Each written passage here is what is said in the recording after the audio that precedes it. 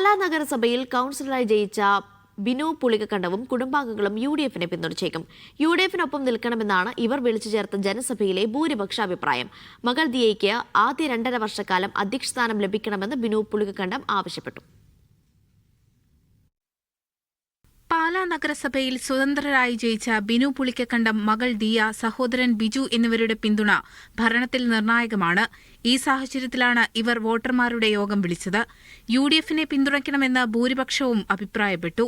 എന്നാൽ വ്യവസ്ഥകൾ അംഗീകരിക്കുന്ന പക്ഷം UDF-നെ പിന്തുണയ്ക്കാനാണ് ഇവരുടെ തീരുമാനം.